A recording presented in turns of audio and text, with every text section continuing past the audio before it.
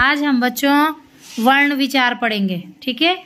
वर्ण विचार, अब देखो क्या क्या होता है उसमें कि वर्ण किसे कहते हैं, वर्णमाला किसे कहते हैं, स्वर किसे कहते हैं, व्यंजन किसे कहते हैं, ठीक है। जो बच्चों वर्ण विचार है, भाषित ध्वनियों के लिखित रूप को ही वर्ण कहते हैं। ओ, आ, इ, औ से ज्यों तक जितने भी हैं वो वर्ण है और उनका जो व्यवस्थित रूप है, अ के बाद आ लिखना है, आ के बाद इ लिखना है, फिर ई लिखना है, ऐसे करके पहले स्वर लिखने हैं, फिर व्यंजन लिखना है, उसी को एक के बाद एक करके क्या कर रखा है, एक माला बना रखी है, उसको बोलते हैं हम वर्णमाला। वर्णों के व्यवस्थित रूप को वर्णमाला कहते हैं, ठीक है। वर्णमाला देखो, अब एक होता है अक्षर, है ना। वर्ण और जो अक्षर होते हैं ना, इन दोनों को मिला करके या तो वर्ण या तो अक्षर। आप देखो, वर्ण अलग चीज है और अक्षर अलग चीज है, ठीक है। जो वर्ण होते हैं हमारे, वो होते हैं हमारे अ, आ, इ, उ, ये इस प्रकार के, तो क्या है, हमारे वर्ण है। अब जैसे मैंने कहा, एक अक्षर लिया, मैंने एक शब्द लिया कमल, तो क के साथ आया अ, फिर लिखा मैंने मो के साथ भी आया अ, फिर मैंने लिखा लो के साथ भी आया अ।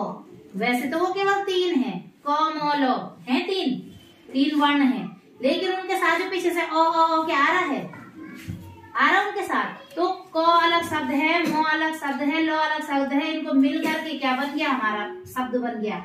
लेकिन जो इनको मिला रहे क और ओ, मो और ओ, लो और ओ, तो ये अक्षर है, समझ गए। अक्षर और वर्ण समझ गए। तो वर्ण या अक्षरों का जो समूह होता है, जो उनसे मिलकर के व्यवस्थित रूप होता है उनका, उसको वर्णमाला कहते हैं। हिंदी वर्णमाला में अलग अलग है। एक होते हैं स्वर, अ से देखो अ, आ, इ, उ, री, ए, आई, ओ, आओ, जिनको बोलने में किसी और की आवश्यकता नहीं है, जो बिना किसी वर्ण की सहायता से बोले जाते हैं, वो स्वर कहलाते हैं। अ बोलने में कोई शब्द नहीं लगा, आ बोलने में कोई और वर्ण की आवश्यकता नहीं हुई।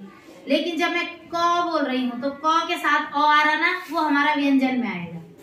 अभी हम केवल स्वर पढ़ रहे हैं। स्वर जिनको बोलने में किसी और वर्ण की आवश्यकता नहीं होती है, जो आसानी से अपने आप में जिनका अपना उच्चारण है, वो हमारे स्वर कहलाते हैं।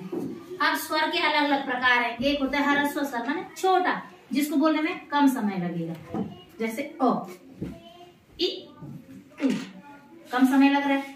जैसे मैं कहूंगी आ, तो थोड़ा सा स्वर, ह्रस्व स्वर से दुगुना समय लगेगा आ बोलने में। जरा अ बोलो, अब आ बोलो, तो अ बोलने में कम समय लग रहा है, आ बोलने में ज्यादा समय लग रहा है।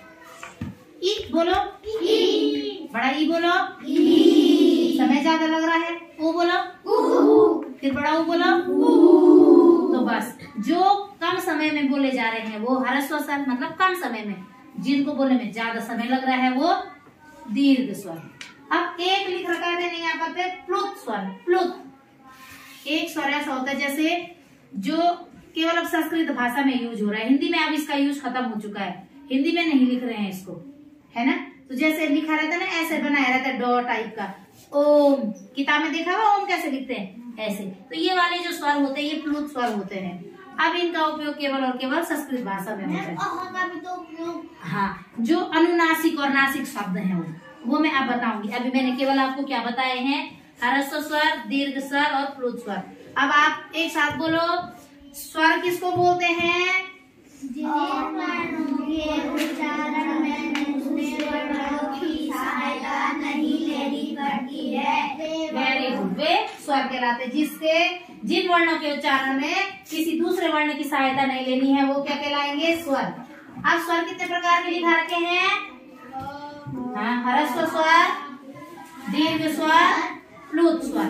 ह्रस्व स्वर क्या हुए, जो कम समय में बोले जाते हैं। दीर्घ स्वर क्या हुए, जो ज्यादा समय में बोले जाते हैं। एग्जाम्पल बताओ तो, जैसे कि ओ क्या है, ह्रस्व स्वर, और ई क्या है, ठीक है। प्लुत स्वर का एक उदाहरण बताओ तो, हाँ, उसमें बीच में जो आ रहा है वो हमारा क्या है, प्लुत स्वर कहलाता है। अभी इसका उपयोग केवल किस में हो रहा है, संस्कृत में। इसके बाद अब मैं व्यंजन बताती हूँ, ठीक है।